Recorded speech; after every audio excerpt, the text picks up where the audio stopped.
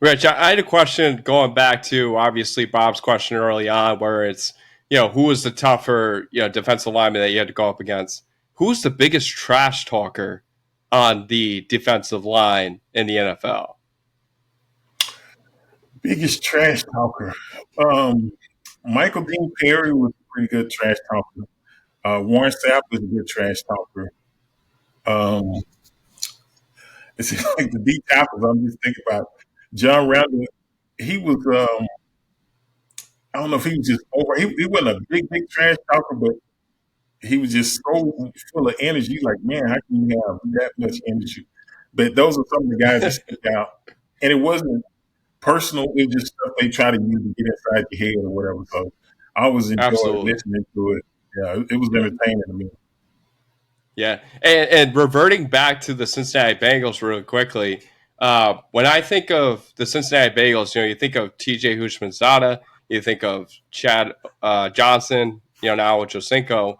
I mean, what was it like being in that locker room with Chad Johnson or Ochocinco? It was good. They had a good group of guys. I think the thing that hurt the Bengals back then, and it started to transform when we came in. But I think the year last year, and then Marvin Lewis came in the year after that. He really took it to the next level. But I think it was just a mindset because I looked at the guys on the team, and they had just as much talent as anyone.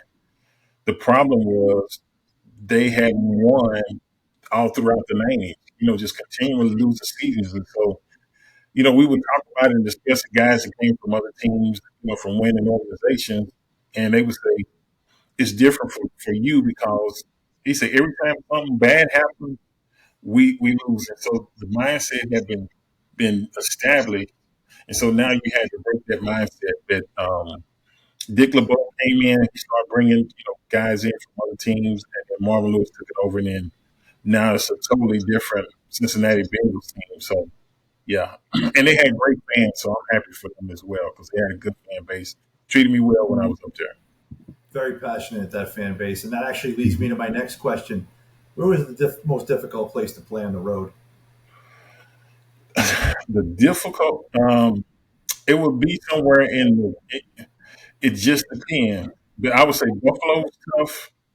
Um, Sometimes the domes, Indianapolis, sometimes just couldn't hear that noise. But New England, all of the thing about New England, we would play, and the fans would kind of joke with you or real with you. So that was always kind of fun. They crack jokes, and, get Jenny Craig well or something like that. So it's just picking at you, but I can have fun with the fans because hey, they support their fan base, and it was cool. But yeah, anywhere in the AFC, the Jets, was it is it Fire Marshal Ed? What's the guy who wear the 42 jersey and um, he's at all the Jets game, but he could get the crowd going. So it was tough just right there where we had to play. And nobody liked each other, so it wasn't hard for the fans to get into it. That's why we try to get on top of them and try to take the fans out of it. Yeah, and sometimes the supporting cast can come from the fans, right? So it's like, for example, like Seattle, they call it what, the 12th man on the field, right? Mhm. Like, as far as your teammates goes, you've seen a lot. You've been through two different locker rooms. Who was your favorite teammate that you got to work with? Probably Chief Sam. I mean, it's just we played side by side.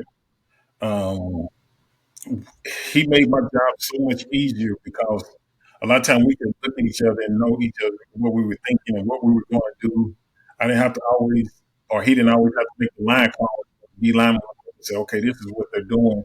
So it made our job a lot easier. And if he was supposed to be there, I know he would be there. So um, Keith would probably be my favorite teammate because we played together side by side and really played well side by side together. So yeah, that's the first guy that comes to mind. All right, let's take a quick break away from the chat with Miami Dolphins great Rich Webb to talk about Underdog Fantasy.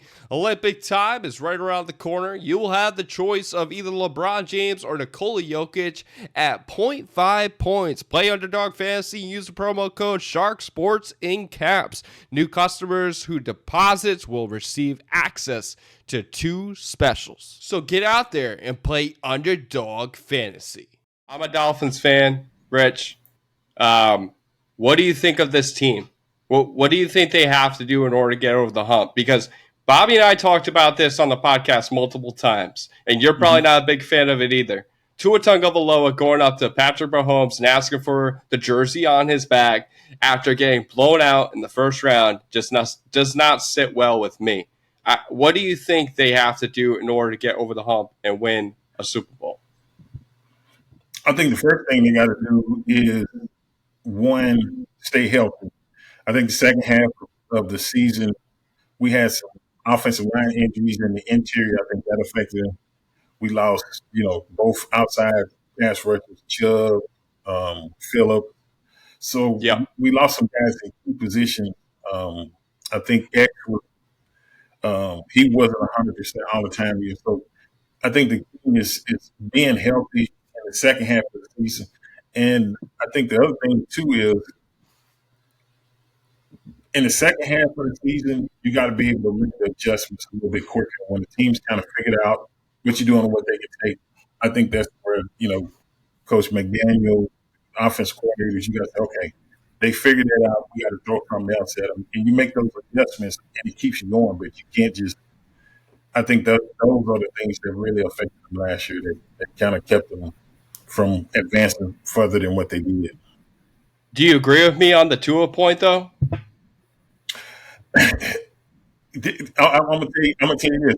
I'm not gonna beat him up so bad on that because that's what everybody does now. After the game, whether they win or lose, it's a different mindset. I guess I think Marino would trade jerseys or whatever we got, but never like pull it off on the field. That would be done after that. Equipment guy from say the Patriots and the equipment guy from the Dolphins get together and make that happen. But yeah, it's not a good feeling for fans because, like you said, we just didn't play well at all, and you see that, and you're like, man, you should be pissed off, and you're trying to get this guy's jersey that just beats us. I get what you're saying, but yeah, we didn't have a good showing at all in Kansas City. That was tough to watch. That was tough. Yeah. You got for a prediction for the Dolphins this year? What are we thinking in the East? Are they walking away? Mine is based on health. I think they should be somewhere around 12 games. I think if they do that, they should be in pretty good shape to make the playoffs. I think, last year, really we could have had the second seed if we lost like 3 or 4 down the road. So they were right there because we couldn't close those games out. And I think that will be my focus this year. Say, hey, you don't get an opportunity to get that close with the caliber guys got on this team. So you got to make the most out of it while you have guys like this on the team because the salary cap, all that, guys get hurt, guys get older, this and that. So I think they got a special group, but you got to take advantage of it when you got a good group like this. That's a great point because, we were talking about earlier, the salary cap came in, 2-3 years into your career, mid-90s or so. But those teams pretty much stayed together. The free agency era, it's a very small window nowadays. And you pretty much really got to strike while the iron's hot, unless you catch like a young Mahomes or a young Rodgers or somebody like that. If they're not another level type of quarterback, then you got that small window. And to me, teams like Dallas and Miami are that window's almost closed, and they're all young, and that's a sad part. But how often are you going to be able to keep these guys together? Every year you're going to lose a piece, whether it's a CeeDee Lamb type or a couple injuries. The next thing you know, a guy like Gibbs might be a free agent or getting dumped. So, like I said, I think it's a very small window to win the NFL these days, and you got to put a lot of stock into that. Yeah.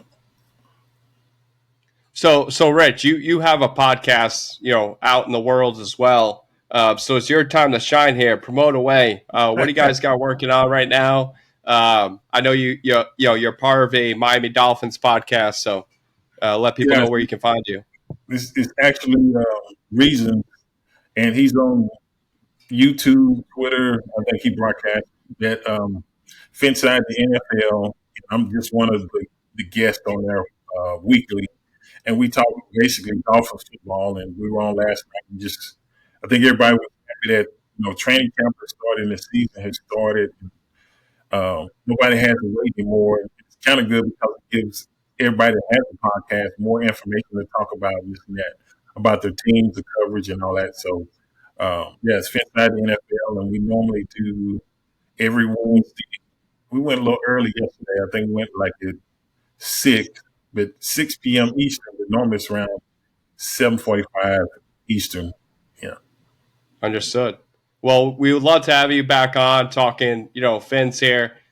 We appreciate you, taking the time. You're an NFL great in our eyes. You deserve to be in the Hall of Fame. That's right, NFL Hall of Fame. Put this guy in.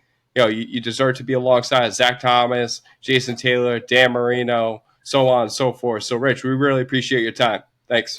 All right. Thank you. I appreciate y'all having me on the show, gentlemen.